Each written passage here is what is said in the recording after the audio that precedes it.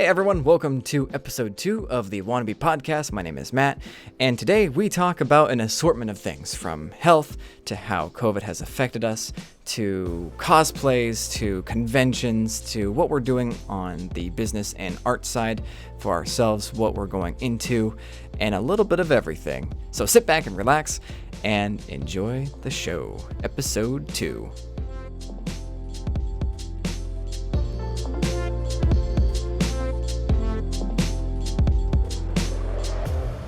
Right on. Welcome everybody to another episode of the Wannabe Podcast. My name is Matt. And I am Josh. Let's jump right into it, which I think I said that last time. Whoops. Let's jump right into it. Well, no, Philip DeFranco literally says, like, now let's just jump into it. But I just gave it a different twang. I'm sorry, Phil. I'll try to come up with something more from it. I mean, I could just say, let's go, like I do on the Aperture video, but I think this isn't an Aperture video. Yeah, I kind of like that. Let's go. Let's go. Yeah, okay, so yada yada, we're talking about this today. Let's go. Let's go. Cool. How's life going? Yeah, life's life. Got some, let's see, a lot of work, man. A lot of trying to balance work life, home life, even exercising. During COVID? Yeah, even during COVID. That's the thing is, I know a lot of people's lives have been greatly affected by this whole thing. Mine too, of course, but just adapting to it. I know the first month of this whole situation, I don't know if you can agree to this, but I found myself getting into a very comfortable mood. You know what I mean? To where I just like, oh, I'm done with work. Let's just relax. We can't do anything anyway, right? Just getting way too comfy.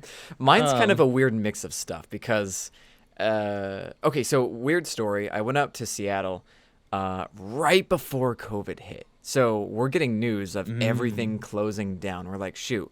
Let's just go to Seattle anyways, have some fun. I come back down here to LA and straight up, hey, we left your laptop in the studio. Go, feel free to pick it up. We're all working from home now. Oh, okay. So I had like a trip separating like regular life to COVID life. And I noticed I'm sleeping in a lot more. Not the best thing. I mean, I love sleep, but this is an unhealthy amount of sleep. I'm also noticing it's hard to shut off the work brain, if you will. Like, I'm also, my work is also in my bedroom, which is also where I sleep, obviously. But it's fascinating. Oh, that makes it rough. Yeah, and they always say, I remember this tip from Mike Chang a long time ago, which was like, if you work at home, do not work in your bedroom. Leave your bedroom to purely be a place of rest. And I forgot about Mike worst Chang. at that. Dude, right? Mike Chang's kind of the best. Yeah. What happened to that guy? I'm the worst at that tip. Even back home, I would still like edit videos for clients or for school or for whatever. I would draw, but that's not really work. That's just a productive hobby of mine. But still, I'm always productive right next to my bed. So on that level, it hasn't affected me too much. It just made relaxing a little bit harder. Yeah. No, I can. Yeah, so I'm in a similar situation, but I have my work set up in the living room. Oh, that's nice. Yeah, I still find myself though when I'm sitting here, like of course we're at our desks essentially, which we're fortunate enough to have this situation, so that we can work from home. Yeah. Very true. I mean, very true. Got to count those blessings. Right, and it being minor complaints, I still notice just falling into these trends of just not doing much of anything. Oh, the gym's closed. Okay, I guess we're not working out today. Yeah, right. Guess I won't go exercise today. Oh well, maybe tomorrow. Oh nope, maybe next month. Oh no, maybe in summer. No, okay. Right. No, I'm pretty much in the same boat. Granted. Do you want to get into working out? Like what Yeah, you do yeah. and stuff? So that just touch on that even. So I've gotten in when I first started working out. I was into heavy weightlifting, and this was in high school. I was like 6 foot, 250 pounds. Didn't feel good. For context, you were kind of a chubby kid growing up, a tall Yeah. and chubby kid. You weren't just chubby or tall. You had both. Yeah, it was a bad combo, and I blame genetics and my mom's side of the family. Sorry, mom. Your dad's But- pretty tall too. Yeah, Both your parents are super tall. Mine are short. right. And my dad's tall, but he's maintained fairly thin his entire life. That's where fair, I picked fair. up my mom's heftiness from her side of the family. Nice. I have cousins that are upwards of 300 pounds. I don't know if so Oh anymore. my god. I don't think anymore maybe, but upwards of 280 plus. Whoa. Yeah, they're big. They're big. Okay. Yeah. Dang. Is it like a genetic thing? Like it's impossible for them to lose weight, or is that just a habit of theirs, like a lifestyle of theirs that they just they eat enough to maintain that weight? Yeah, I think it's a lifestyle, but I think it's also genetic too. Because they're dense, like build wise, they're just big, like they're big boned, and so Gotcha. Okay. yeah, I know that plays a part of it, and so am I. But I've always wanted a more slim physique, and I never really did anything about it until kind of my senior year of high school. I joined CrossFit with my mom. And we were doing that, and that kind of sparked me to keep going because I always had it in my head that I would never be able to lose the weight to look like I wanted to look. And then once I started seeing it actually happening, it's just been somewhat of an A new addiction. awakening in a way. Yeah. It's been a little bit of an addiction since then. I get bored easily though. That's another problem. So I would work out consistently for a while. I'd see myself losing the weight. I'd feel good for a couple weeks. I'd be bored. Doing the same routines or even switching it up. It's just still the whole Interesting. basis of exercising. Sometimes that mental block hits and I'm like, it wasn't even a lazy thing. It was literally, I'm bored. I'm terrible. I just have such a short attention span. So, but anyways, your and then strengths lie in other regions of your brain. yeah. Yeah. And so then, So post high school. Yeah, Oh, post sorry. high school. No, you're good. I moved, started, just lost a ton of weight. I mean, I went from 250 down to 170, and I was skin and bone, not working out at all. Dude, Yeah. that's borderline my weight. My weight has consistently been around 165, give or take 5 to 7 pounds. But I'm 5'9", fairly average in terms of just stature and everything. I actually remember that because like I went to go location scout for drone, and it was like the first time in a long while that I got to see you. You were skinny. Like before you moved, yeah, you thinned out in high school. I was at your graduation. You thinned out quite a lot, but then over to Moses Lake, you straight up like, it was weird. It was like, whoa, you got like you got like a really defining chin. You're like thinner than I am in terms of ratio with like how tall you are. You are technically thinner than I am. Now I might technically be like measurements wise thinner, but like with your ratio with how tall you are compared to me, no. It was really odd seeing you so thin like that. Yeah, and I was so unhealthy too. My diet consisted of beer and fast food. And and here's the worst part is I was doing so bad health-wise. I would sometimes drink my calories and then have a Cliff Bar, and that'd be it. That was my day. Cliff Bars aren't that great either. They got so much sugar in there. Yeah, and so and I don't know what happened. I'm glad I got that out of my system at an earlier age. I mean, I'm only 24 now, but I'm glad that happened younger than you learn from it. than doing all that stuff now and then postponing. Oh, dude, most people probably don't get out of that party phase until like late 20s, early 30s.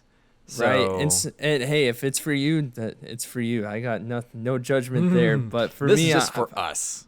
Yeah, for me especially, there's so much I want to do, and that would have really put me in a depressed state if I continued down Yeah. that road, and I think I realized that, and then anyways turned it around, started working out, just straight calisthenics, just home stuff. Oh, And this cool. is what's crazy.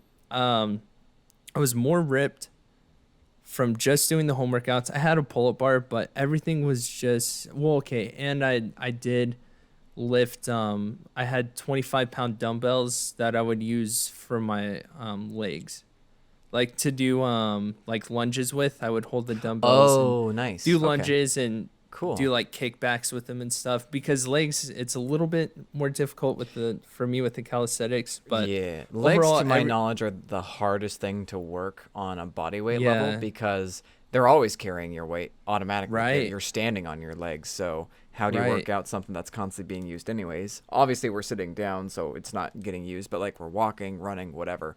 Um, mm-hmm. there are ways, there are secrets. It's not as easy, but definitely possible. It sounds like you're Right. doing really good. Yeah, yeah, it worked really well. And it's so crazy. I was so ripped. I just looked really ripped. I had a six pack. I had a nice Yeah. like the V line I always thought was so, and for an aesthetic appeal, I always wanted one. And I was about to say, for your goal, you've always had kind of like an aesthetic to go after in a way. Mm-hmm. Correct. Always. Okay.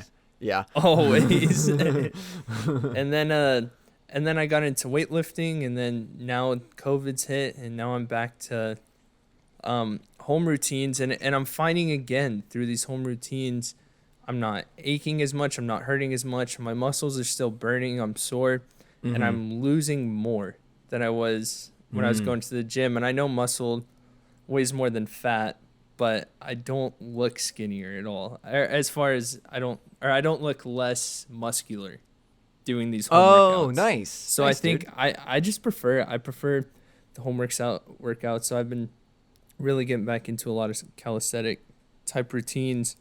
Right on. And that's yeah, that's really That's it. awesome. That's kind of my routine. And, Nice, man. and From yeah, chubby kid to athlete status home workouts. yeah, that's yep. Nice. Call it. So, let's hear it, man. Oh man. Let's hear it. Man. Let's hear your.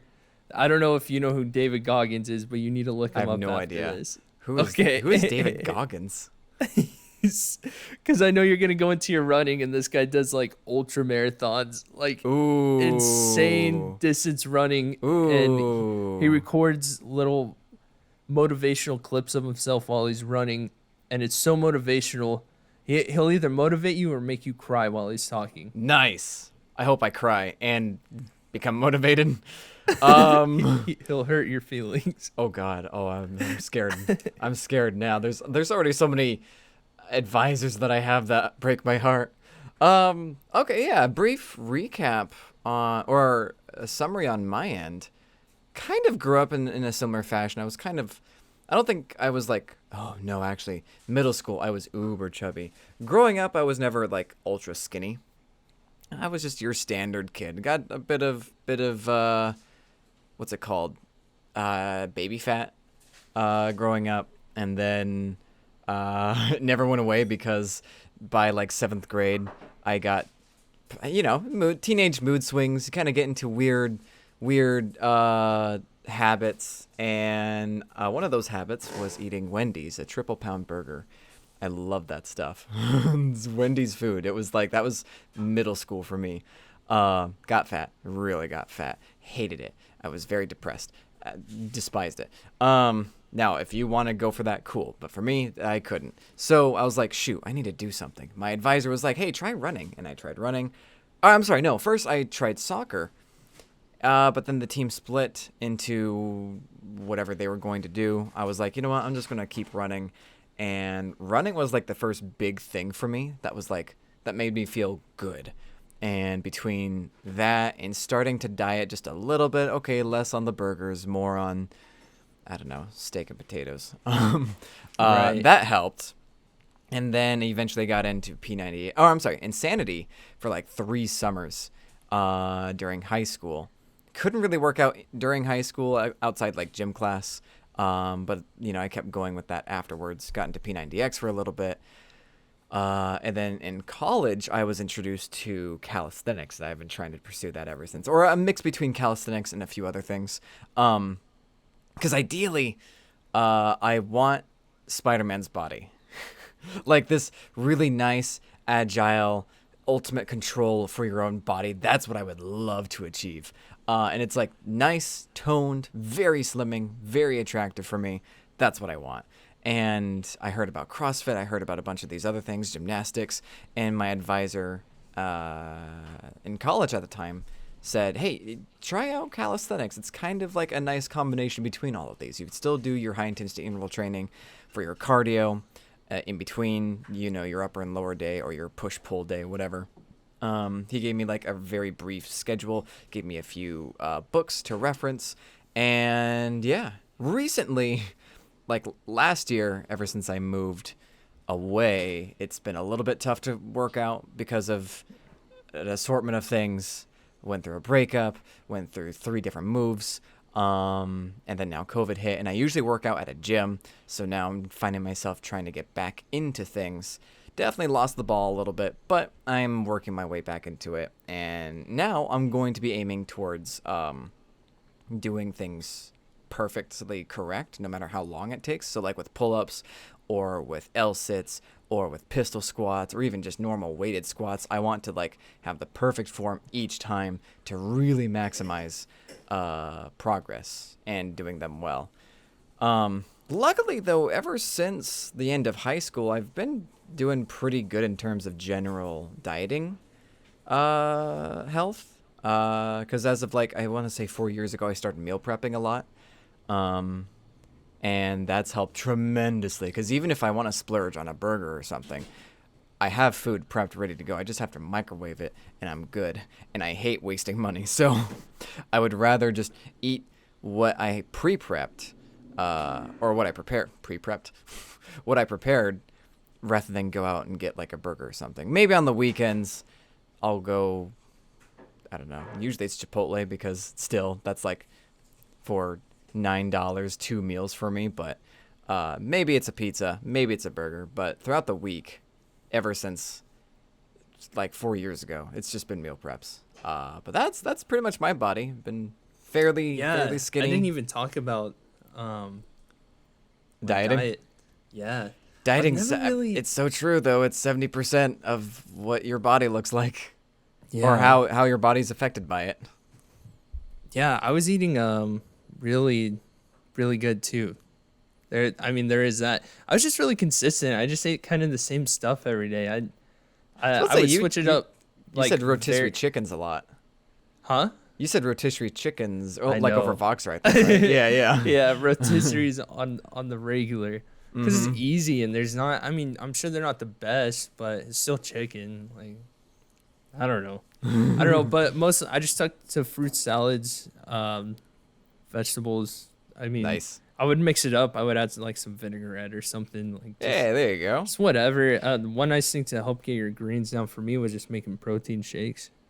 That helps. Yeah, that super helps. You want to know one of my favorite recipes for healthy eating? It's one from Flav City, and it's tabbouleh salad with orange, like this orange roasted chicken or something, or honey, orange, whatever.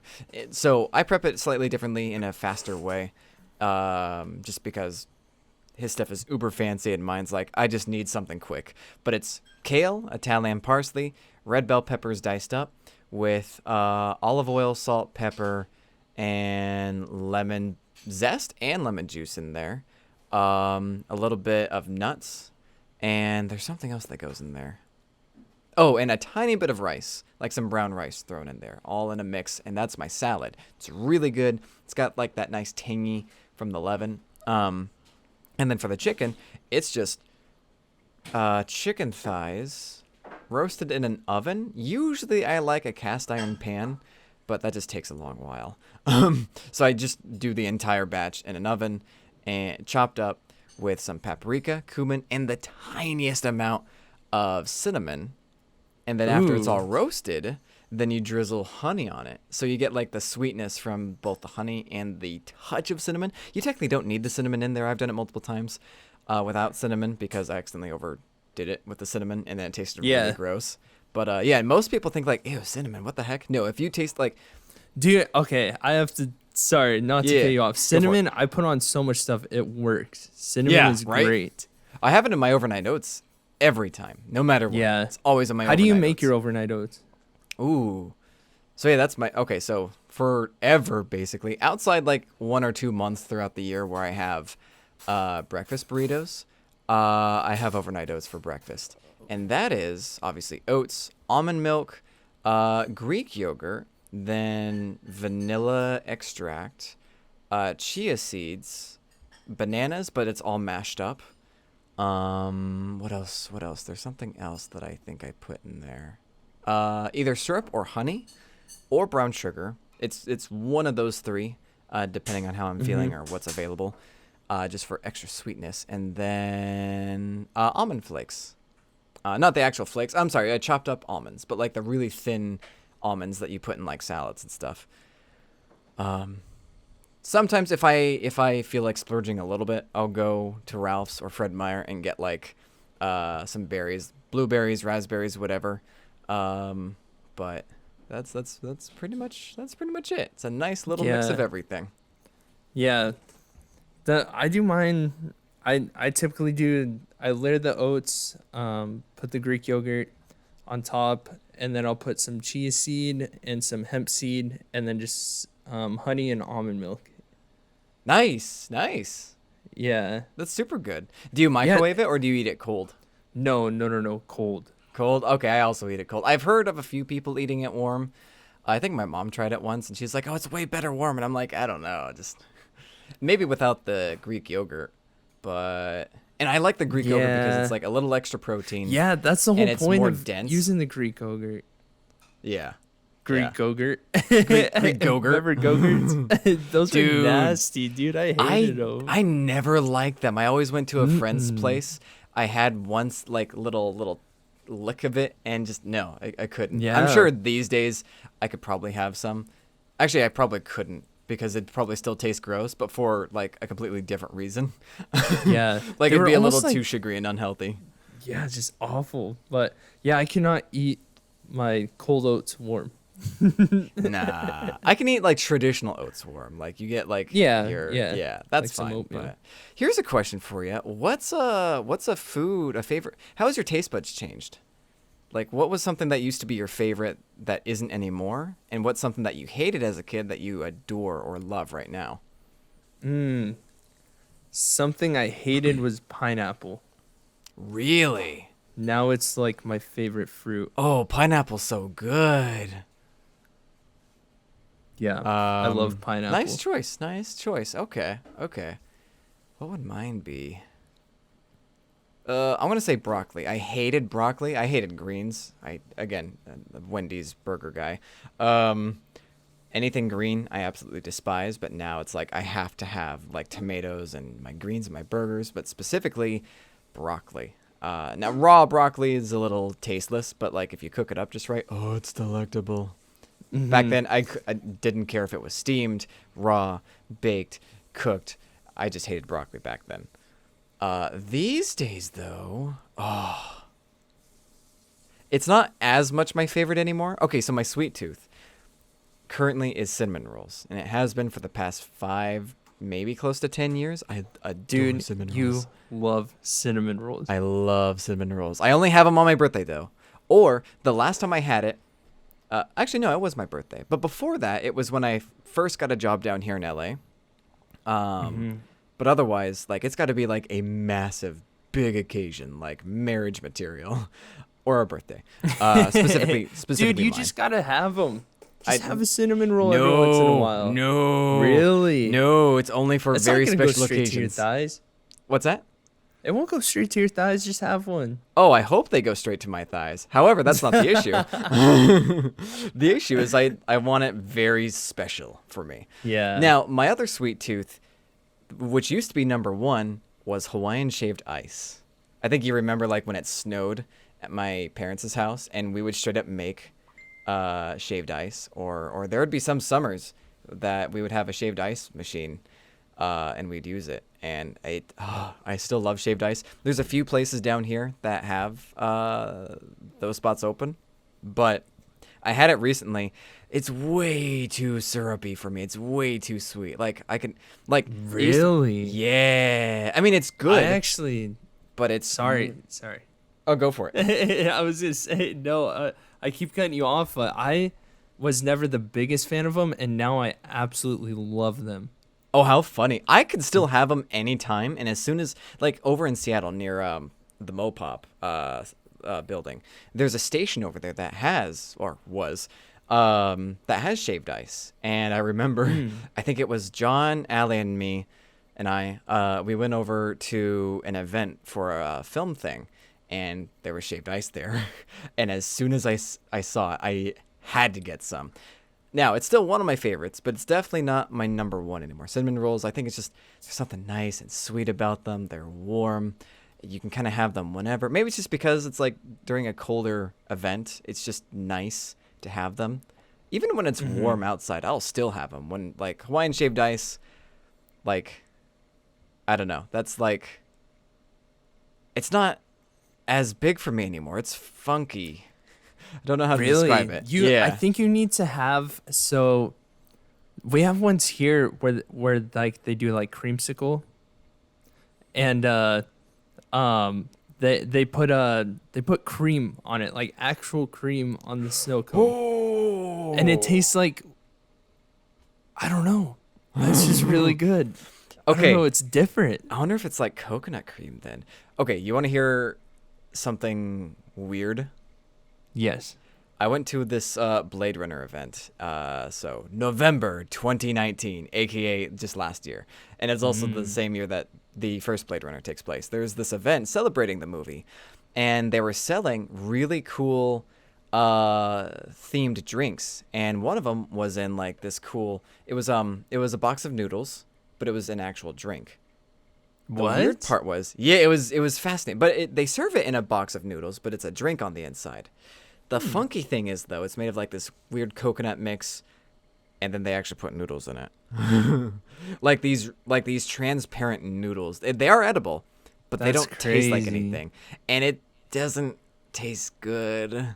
I felt really bad because I didn't know that me buying a ticket gave me a free drink, but it's only 2 select drinks that were for free, and the rest you had to pay for. So I was like, yeah, I'll take this one, unknowing I had to pay for that one. That's not one of the free drinks. And he's like, hey, here you go. Yeah, it's like $38. And I'm like, it's $38? Oh, God. Oh, this isn't for... And I asked him, like, hey, I'm sorry, I didn't bring any cash. I don't know how much is on my wallet either. And he was like, just go for it. Yeah, I'll rip your little tag. That way, people know that you already got your drink, but just go for it. And I was like, oh, cool, thanks, man. I try it. It's gross. And I felt really bad. And I was like trying to find a place in the event that I'm trying to like hide it somewhere. That way some janitor finds it like 2 or 3 days down the road after the event's done. But, I felt so bad. But it's also just really gross too. That's what reminded me when you said like cream on top of shaved ice. That's what that reminded me of. Really? Oh, I get you. That's hilarious. That's a good story. Remember when we got into PAX for free? That was crazy, dude. I think that straight up turned me on to going to conventions. Because ever since that's then, what did it for me too. Yeah, because ever since PAX, I think that was 2012 as well.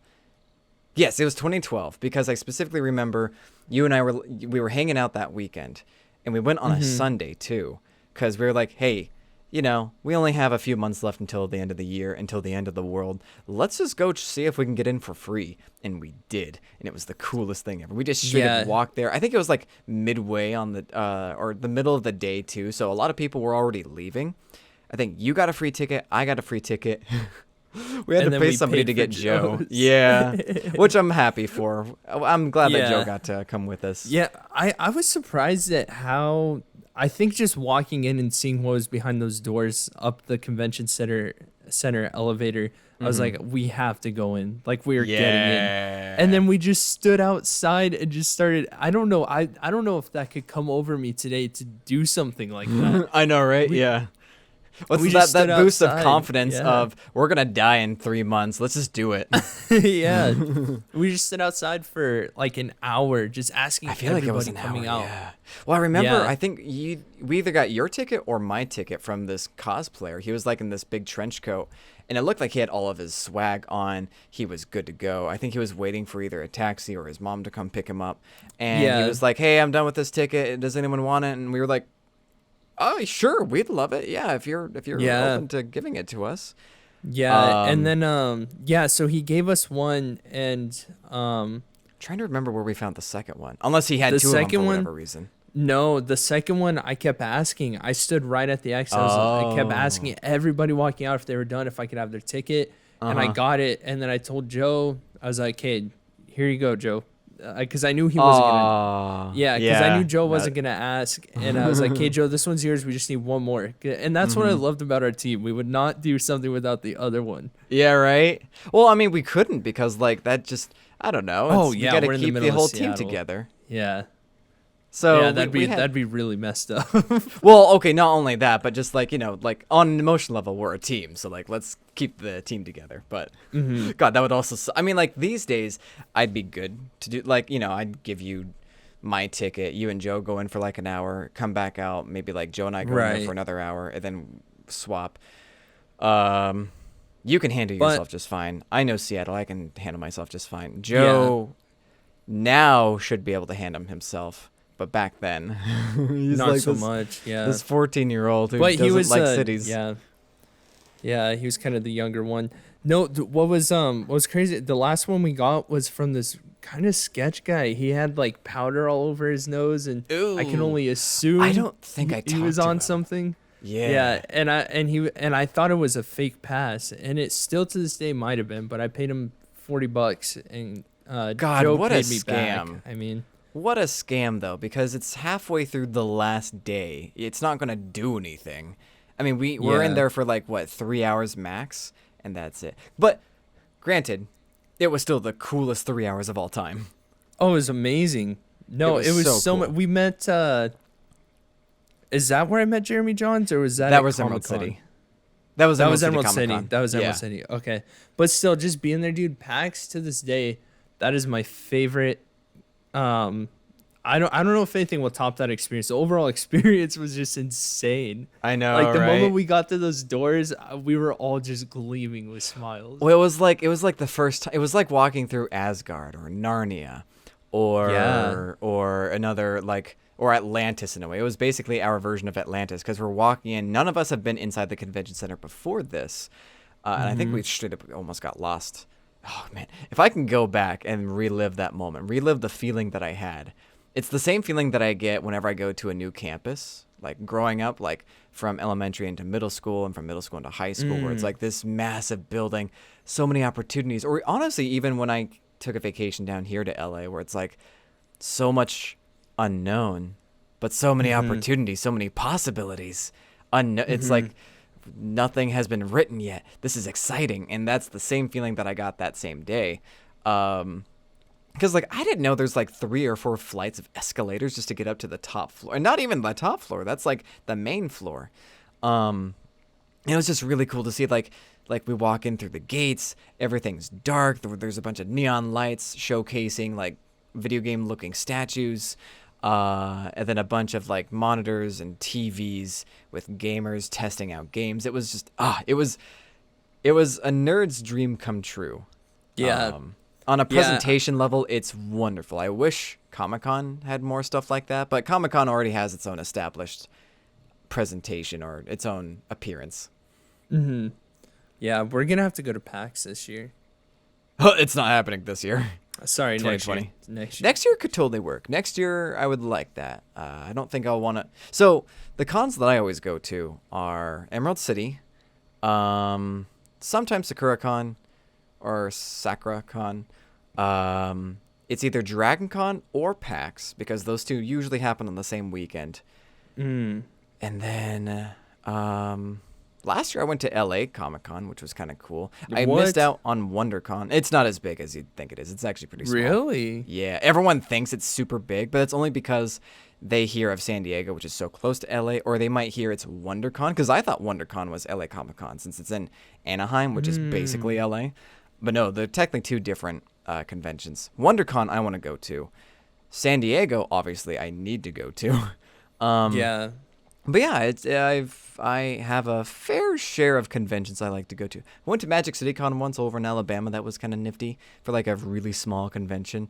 Rose City was kind of nice too, kind of similar to Emerald City except way smaller. I got to meet Dominic Cooper there, the guy from Preacher and Tony Stark's dad, or one of Tony Stark's dads, the actors. Which one? He's the smooth guy, the one who is in Captain America. Oh, okay. What? Very young That's Tony awesome. Stark. Yeah. Yeah. Justin and I dressed up as the comic versions as Preacher. I was, oh my gosh, who was I? Oh, Justin's gonna be so mad. People listening to this that know Preacher is gonna be so mad. Oh my God, who? The vampire, basically. That's who I cosplayed. Speaking of, I think we were going to plan on talking about other things, but did you want to get into the art stuff? Because like I'm going into cosplay right now, which is like another art form that I love getting into. Yeah, I was gonna say that I was actually about to bring that up. That's funny. Nice. I was like, so now that we're on the subject, We were going to talk more about scheduling and how COVID has affected us, but this is more fun. Let's just go with this. We'll talk about more serious stuff later. But so, on top of filmmaking, I love just general nerd culture in a way. I love dressing up in certain costumes as well. So, like my first ever cosplay, not costume, but cosplay, was Samuels from Alien Isolation. And I think I met up with Justin. He won at... did we see... No. I didn't know Justin at the time. Yeah, we were still in high school the first time we went to PAX. So the second time I went to PAX, I met up with Justin, and I noticed, like, yo, he won this really amazing Alien Isolation jacket. That's so cool. So next year, I dress up as Samuels, comb my hair, wear the jacket, wear green pants, wear boots. Cool. Good to go. It's borderline just a closet cosplay, and it works really well. My second cosplay, however, I was like, shoot, I love Mass Effect. Let's just go for it. Andromeda's coming out in a few years. And I spent like it was 2 amazing. years. I'm sorry, not 2 years. 2 full months during summer between school just working on this costume.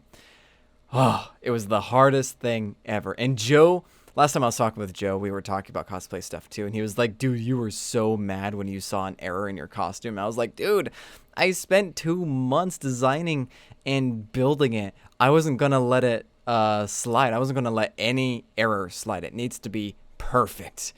I feel bad for Dad too, because he really got to see like true angry Matt realized.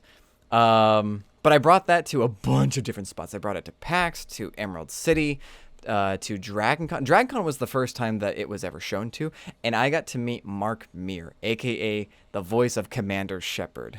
Mel Shepard, anyways. Yeah, there's a picture on my phone somewhere, or it's probably even on Facebook too. But I got to meet up with a bunch of other Mass Effect cosplayers, a lot of Tallies, a lot of other Turians, one Nihilus, obviously a bunch of Shepards. It was really cool. And then after that, PAX and Emerald City and whatnot. And then even Rose City. I even updated the helmet the mask about a year after that. The next cosplay was... I'm sorry. No, there's one before that, between Samuels and the Turian. Leon Kowalski from Star Fox, but a human version. Oh, that one was sweet too, though. Yeah, that one that was when you and I both went to Emerald City Comic Con together, actually. Yeah. And I went as a red shirt.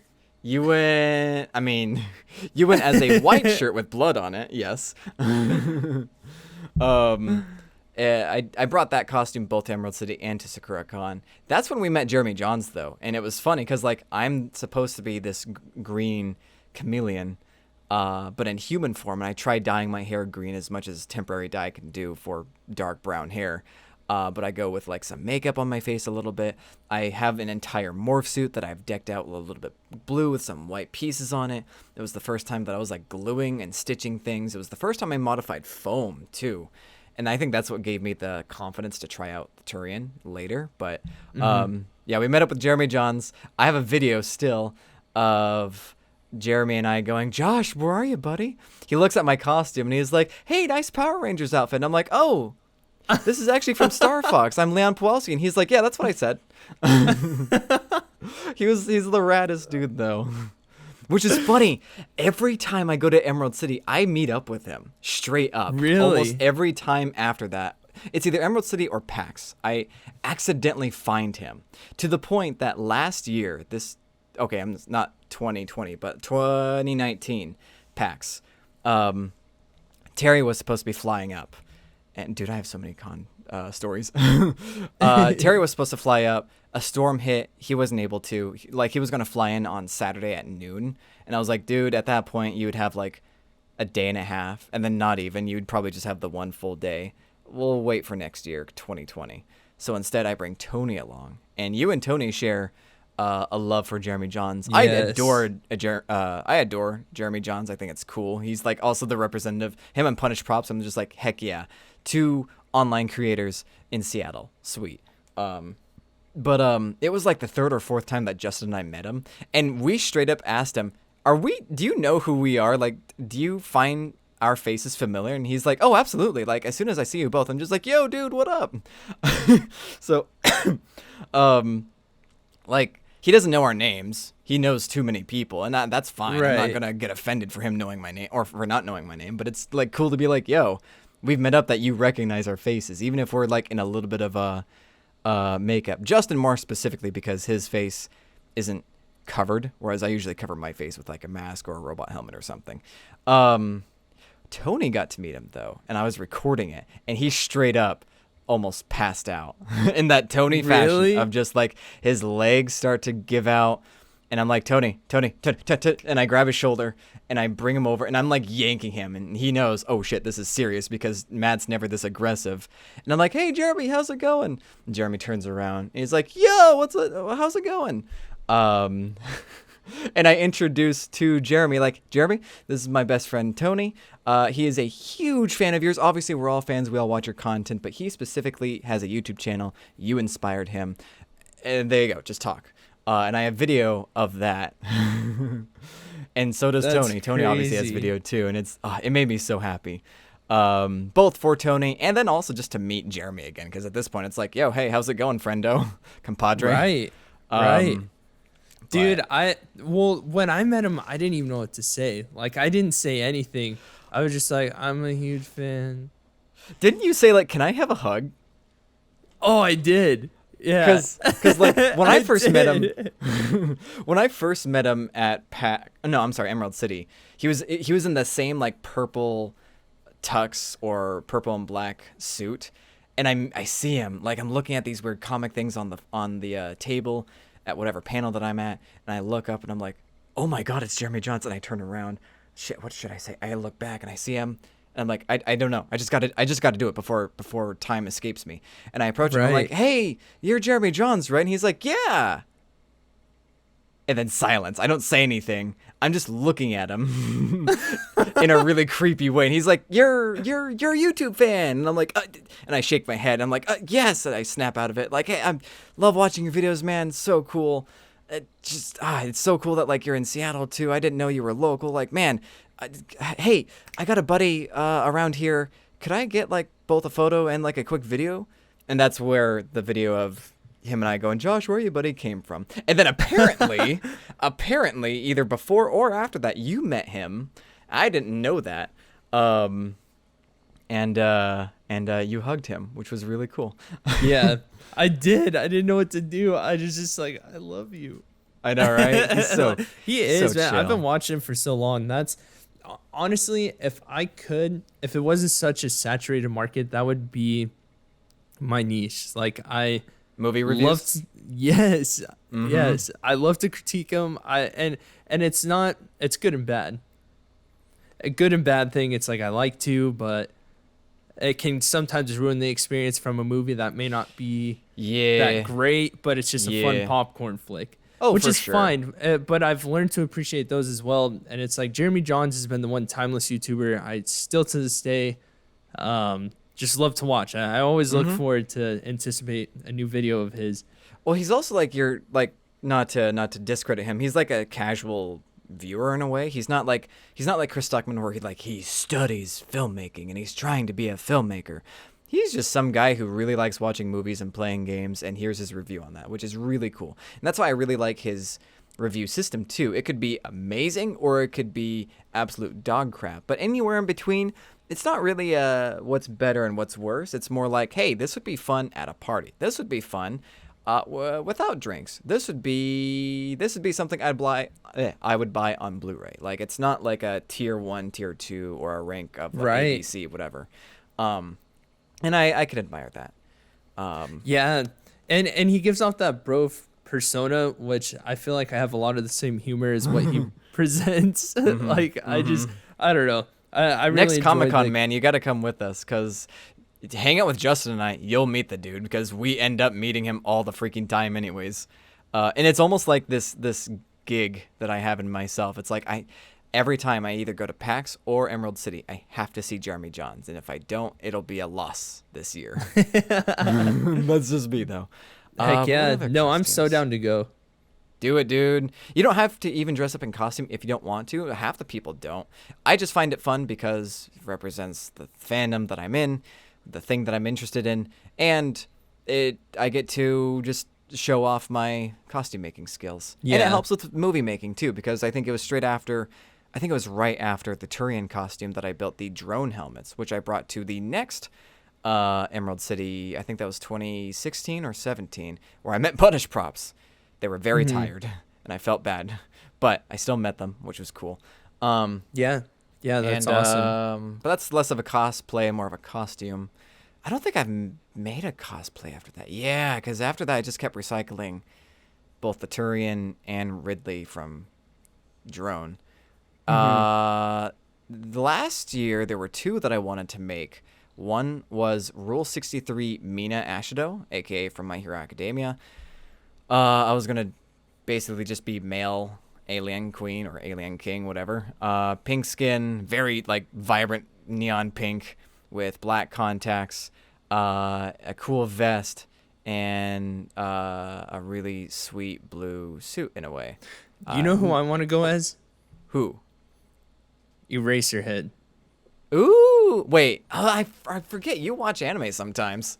Yes, Eraserhead I've been would watching be a so lot great. lately. Eraserhead would be my second go-to. Excuse me, my second go-to for me. You would make a great Eraserhead though. Like if you trim up the beard just a little bit, get a wig, and it's basically just a dark ninja outfit in a way. Yeah, either that or the half fire, half ice guy. I always forget his name. I'm gonna call him Zuko, even though it's not Zuko. I forget Is his it name too. Todoroshi? Oh, it might be No. Todoroshi. That's not. Yeah, it is. Yeah, Let's I Google think it it's real quick. Todoroshi. Todoroshi. Todoroshi. I probably. Hey, I did it. Yep, Todoroshi, My Hero Academia. Yep, you got it. Yeah. The other yeah. one was going to be Mao Mao. Which Really? is an American cartoon. Yeah, dude, I love Mao Mao. Mao Mao, heroes of pure heart. That's funny. Yeah, I'm It's not into the it, most- but I mean, oh, have that's you? me, do you- though. So you know what you're talking about, though? yeah, I've seen. Oh, yeah. I've seen a little bit of it. I forget who showed me. It might have been Noah, because he's into a lot of stuff like that. That's a possibility. Yeah, I'm not adore sure. it.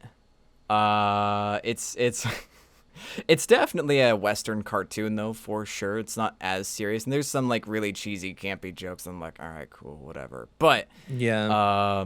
there are certain elements of that show that I don't know. I just love it. So I wanted to go as Mao Mao. I have all the resources for both Mina and Mao Mao. I just need to go and make it, and I'm tempted to do that anyways. Even though there's no con, just to say that I have it done and prepped for whenever. And it's borderline just a closet cosplay at that. With just, I got to make the cape and the knee pads. And that's it. I already got the sword, which is made of foam. Yeah, but cosplay is super fun. I've been learning a lot about production design, which kind of goes into that a little bit. For filmmaking specifically, I think you can utilize cosplay techniques, especially like you want something that looks really great, whether it's fantasy, sci-fi, just something that's not contemporary, and not too historical, or yeah, so long as it's not contemporary or recent historical, aka like 70s or 80s or 20th century fashion.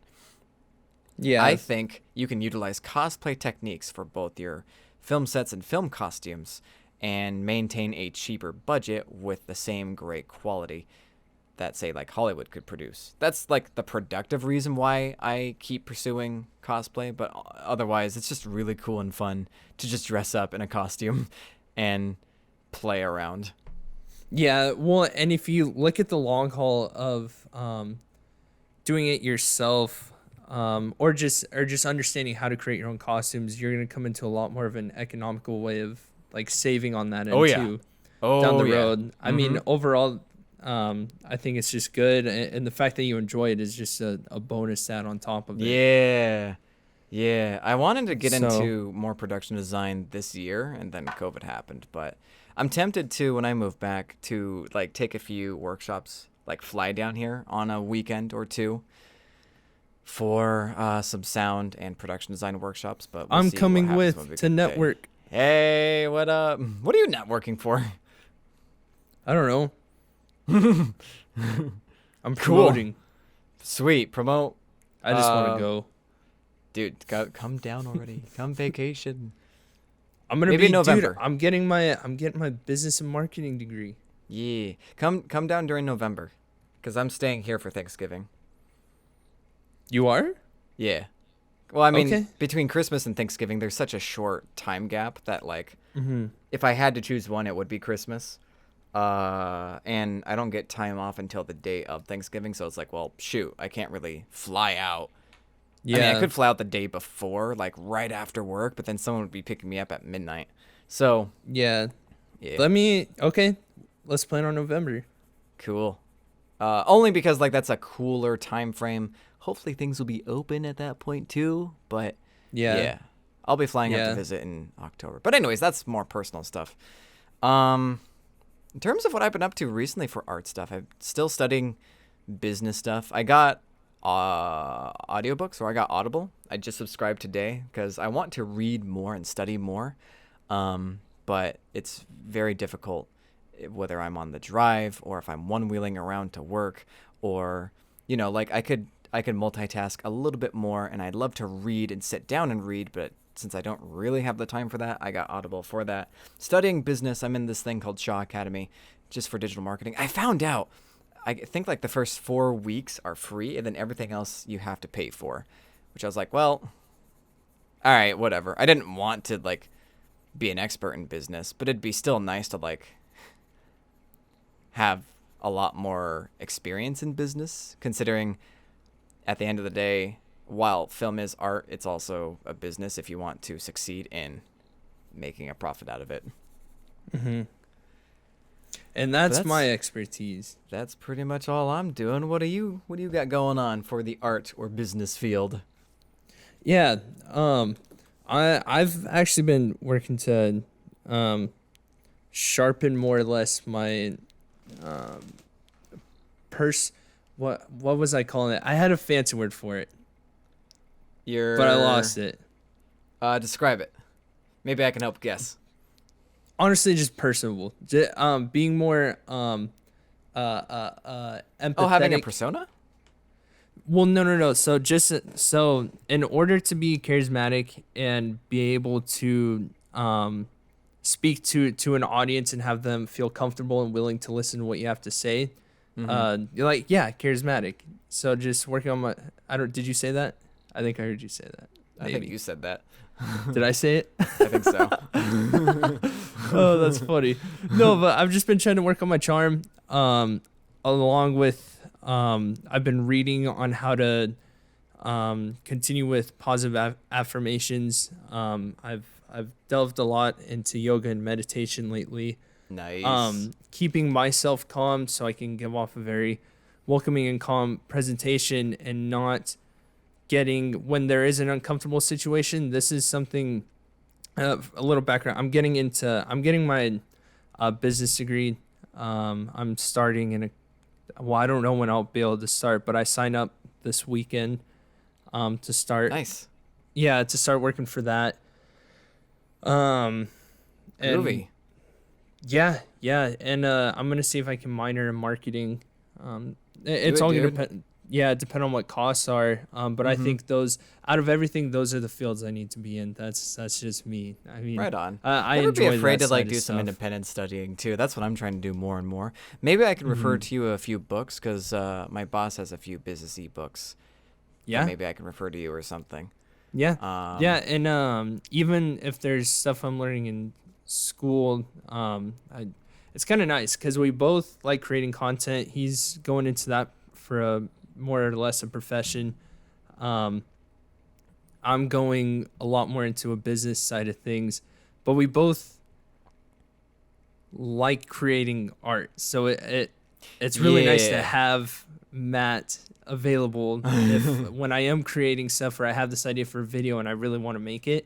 It's nice to have a reference to go to, and if Like you ever I got needed, the resources to like, all right, you have this idea. Let's now make it a real thing. right, Whereas it's kind of awesome. I'm like, shoot, I don't know how to make money off of this though, because I need to eat too.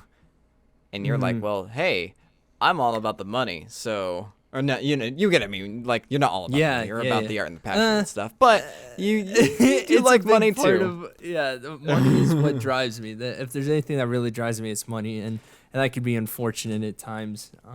It's a balance because here am I with a lot of debt and I'm after the passion a lot, and but at least I'm happy for the most part.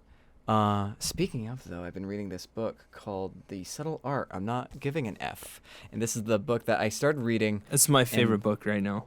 Dude, it's so far It's pretty so good. good. This is the one that I'm going to be listening to from now on.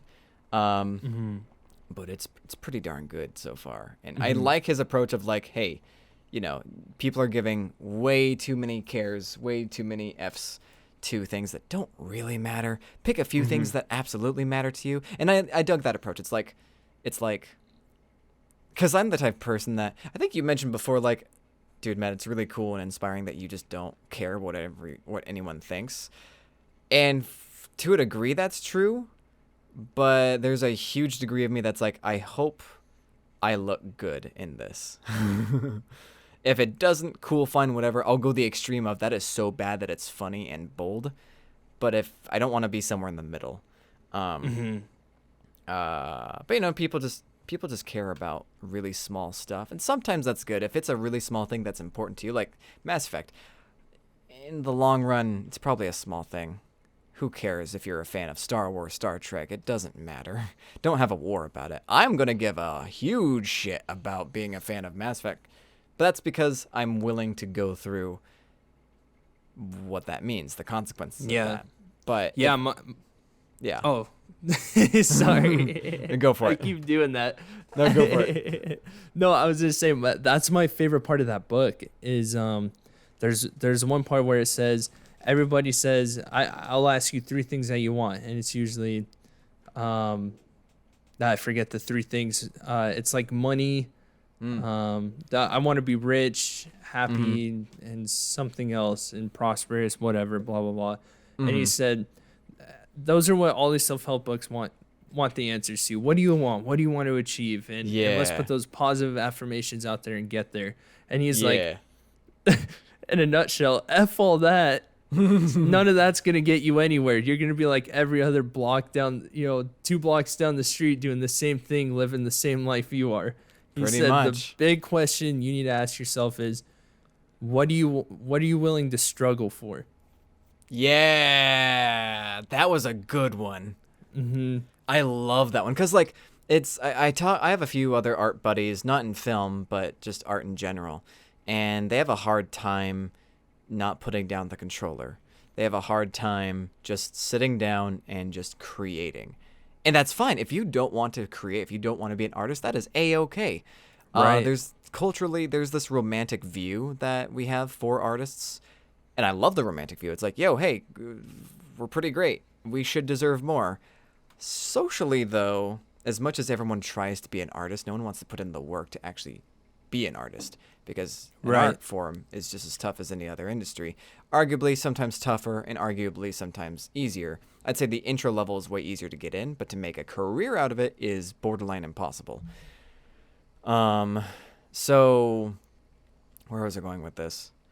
I don't remember. Oh, right. Just fighting for it. Just like struggling through whatever it is. That, and struggling could be an emotional thing. It could be a budgetary thing. It could be a mental thing. Whatever you are, struggle for what you want to do. And I think that's a very important thing. And it sounds like you and I are both doing that. I am struggling budget-wise to make art. Yeah. But I'm willing to do it. And my struggle's yet to come. And I know this was a good opening for especially you to open up kind of more delving, because you have a lot going on right now. I mean, yeah. Yeah, and so for me, well, so do you though. I mean, you got some stuff going on too. Yeah, it's really the beginning stages for me. If I have to say anything at the end, to wrap this podcast up, is a big part of wanting to start this was to help find my way in the industry in a sense, because I would love to promote small artists. I like promoting. I love being able to talk about somebody. If I like your art, or if I like what you're doing, because I love art as a whole. I don't have the patience to do it myself, but if I see something I like, I would love to take what you're doing and help get you to where you want to be. And I think getting this degree is what's really going to help me. For sure, dude. Do that. And we love, like, as an artist, it's like, thank you for being that. Thank you for doing that for us artists, because we really don't want to do it. We really don't want to go through the business stuff. I'm learning the business stuff just out of necessity, but that's why, like, eventually I'll start it up, and I'm going to hire you, or I'm going to hire somebody to, like, take over the business side while I just keep performing the art stuff. I'll have, like, you better not hire amount. someone else. Well, okay, then, like, I'll approach you on, like, yo, hey, how marketable is this? And, like, we can discuss back and forth, like, okay, well, this is the story that I want to tell, but this is what's sellable, so let's maybe compromise on both to reach that nice sweet spot in the middle. But yeah, I think that's pretty much it. Last comment is, I think at some point I'm going to develop those cosplays soon, but otherwise, I think that's it for this podcast. Do you have anything else to add? Not off the top of my head. Hello? Hello? Can you hear me? Oh yeah, we're getting some interference. Can you hear me okay? Yeah, I think it's coming in from my Wi-Fi. Can you hear me? Yeah, I can hear you. Oh no. Is it bugging? It's borderline hear you. It's okay, bugging. Let's wrap it up then. Okay. Yeah, mine you started can hear me bugging. though, right? Okay, cool. We'll wrap it up, and then I'll do the intro, and then it's a little buggy, but the recording will not be buggy. Correct. So, yeah, I guess to end it, this is gonna be good from both perspectives. You're gonna see a good art side from. I know we've talked about this already, but you're gonna see literally from the ground up where what's to come next. I don't know. It's just exciting. I can't put it into words right now. I'm just excited to continue. Yeah, it'll be a production diary for pretty much both of our journeys in the business and art realm. So, with that, I've been Matt. Hey, and I've been Josh. And come again soon, and tune in next time on the Wannabe Podcast. Blech.